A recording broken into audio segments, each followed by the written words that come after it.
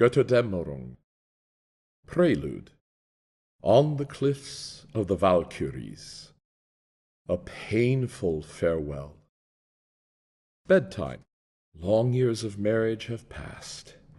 Siegfried and Brunhilde's child is put into bed and begins to dream. 3 Norns whisk the child away to events far in the past, which still affect the present and frighten the child. At daybreak, Siegfried must bid farewell to his family. Alienated from his wife and child, he is pulled away. Brunhilde cannot stop her lover, but keeps the child they share as a dear memory of Siegfried. In turn, she gives him Grane, the faithful housemate, to take with him. Act 1. The Hall of the Gibischungs on the Rhine.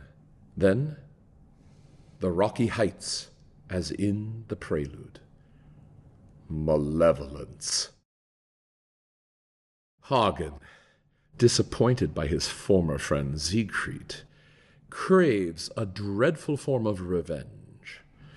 The new owners of Valhalla, Gunther and Gudrune, have fallen for the suggestions of their half-brother Hagen. Gullible, the 2 singles hope for trophies. Siegfried is welcomed and does not recognize Hagen.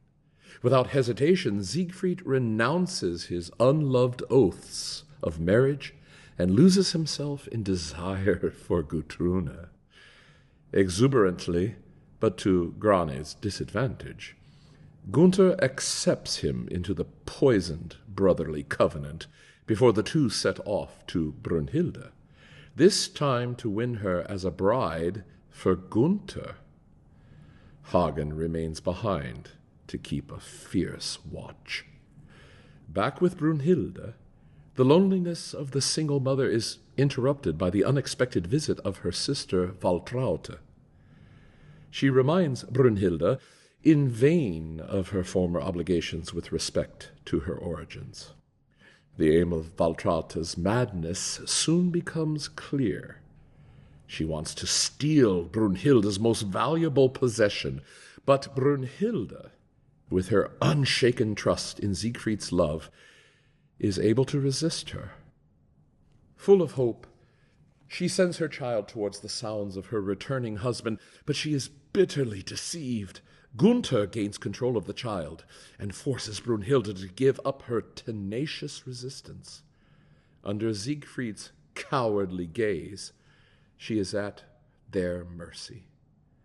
The darkness overcomes her. Act 2. On the riverbank. Warfare and wedding. Hagen is tormented by the pernicious whispers of his former adoptive father, Alberich. But the latter must leave the despairing Hagen before he can be redeemed. Siegfried returns and drags Hagen out of his ruminations.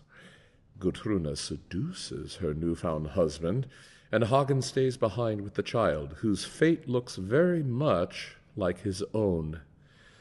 In mocking tones, he calls the amused guests of the party to the impending war and implores them to unite opposite the new mistress of the house.